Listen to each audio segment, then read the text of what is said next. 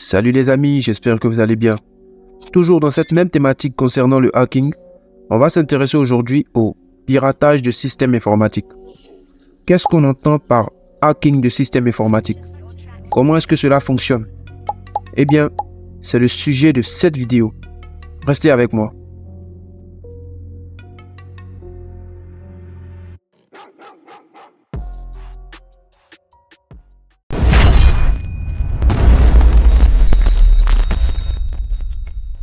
C'est quoi un système informatique? Un système informatique est par définition un ensemble de composants matériels et logiciels interconnectés qui travaillent ensemble pour traiter, stocker et communiquer des informations. Il comprend tout ce qui est hardware, PC, souris, clavier, périphérie de stockage, etc.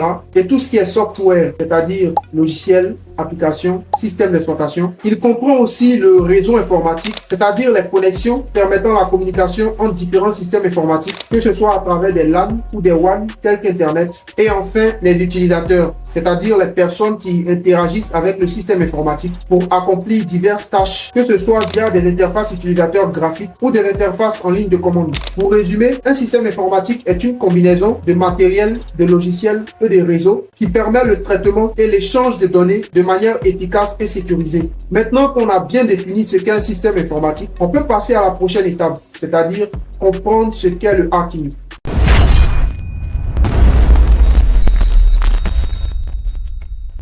C'est quoi le hacking?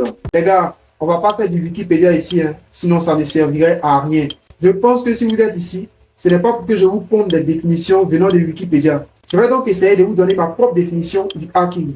Le hacking, c'est tout simplement l'exploitation de faiblesses ou l'utilisation de techniques non conventionnelles pour contourner les mécanismes de sécurité d'un système informatique. Tout ça dans le but de faire accomplir à ce dit système des actions spécifiques. Voilà. Cette pratique peut être utilisée à des fins éthiques ou malveillantes. Ça va dépendre de l'intention du hacker. C'est en cela qu'on parlera soit de hacker éthique, c'est-à-dire white hat, pentester, bug hunter, ou bien de cybercriminel, c'est-à-dire black hat. Je pense qu'avec ça, vous avez une idée un peu plus claire de ce qu'est le hacking.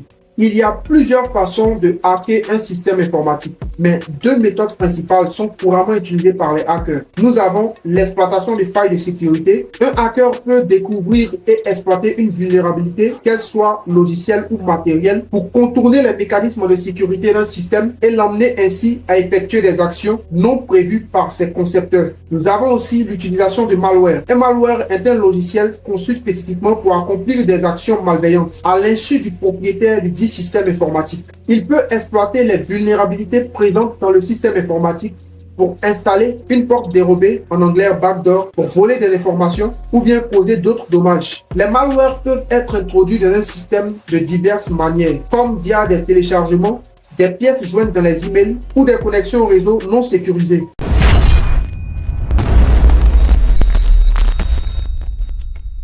Peut-on hacker un système informatique?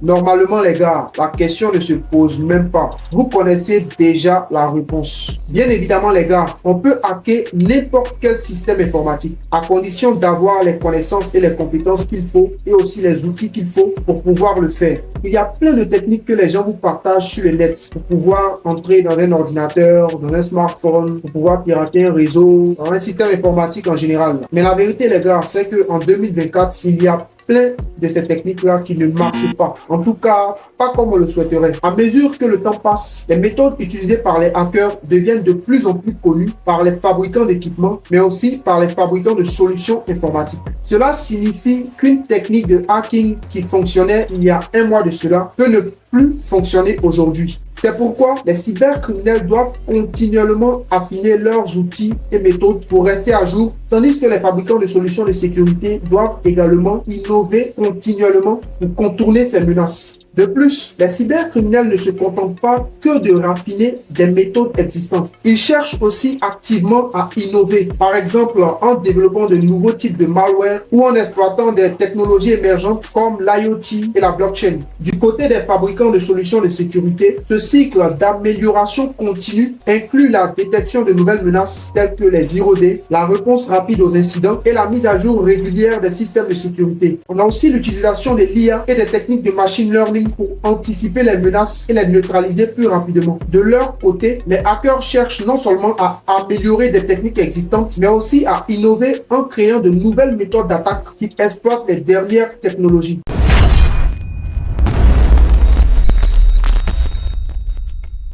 Quelles sont les étapes du hacking? Le processus de hacking, que ce soit dans un contexte éthique, tel qu'un pentest ou dans un contexte malveillant, est généralement le même. Voici un aperçu clair des différentes étapes. La première étape du hacking est la phase de reconnaissance, en anglais Information Gathering. C'est la phase où le hacker collecte des informations sur la cible. Cela peut inclure des données publiques comme les adresses IP, les noms de domaine, les ports ouverts, les versions de logiciels utilisés, etc. L'objectif de cette phase pour le hacker est de comprendre le système cible, mais aussi d'identifier les faiblesses potentielles et de préparer les futures attaques. La deuxième phase du hacking est le scan ou scanning. Après la reconnaissance initiale, le hacker va utiliser des outils pour scanner activement le réseau ou le système cible. Cela inclut le scan de port, l'analyse des vulnérabilités et l'exploration des services disponibles. L'objectif de cette phase étant d'identifier les points faibles spécifiques du système tels que des ports ouverts ou des services non sécurisés qui peuvent être exploités.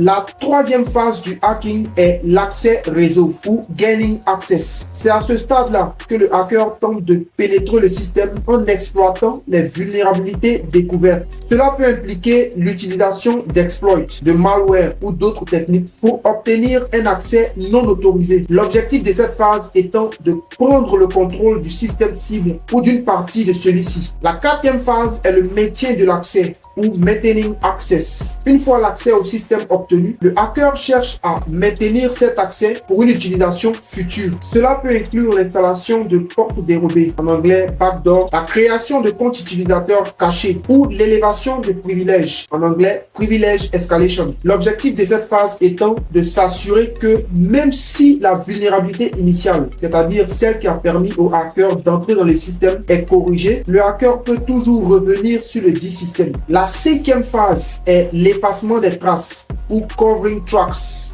Dans cette phase, le hacker efface toutes les traces de son passage dans le système pour éviter d'être détecté. Cela inclut la suppression des journaux de connexion, en anglais log, la modification des horodatage et l'élimination des fichiers malveillants qui sont restés sur le système lors de notre passage. L'objectif de cette phase étant d'éviter la détection par les administrateurs du système ou la détection par les outils de sécurité, mais aussi d'empêcher toute enquête postérieure. La sixième phase du hacking est l'exfiltration et l'exploitation. Si le but de l'attaque est de voler des données, c'est à cette étape que le hacker exfiltre les informations du système. Cela peut inclure des données sensibles comme des mots de passe, des informations personnelles ou des secrets commerciaux. L'objectif de cette phase étant d'utiliser les informations volées à des fins malveillantes comme le chantage, la revente de ces informations sur le dark web ou à des concurrents ou bien l'espionnage, tout simplement. Enfin, la dernière étape du hacking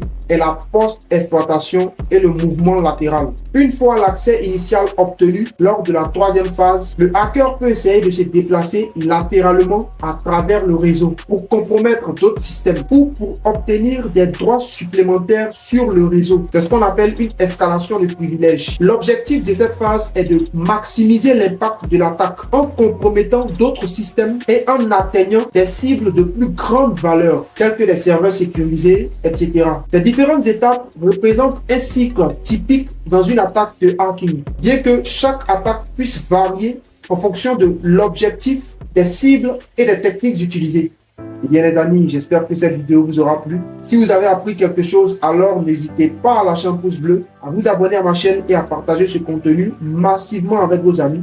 C'était Danny Arkwright. N'arrêtez jamais d'apprendre. Peace!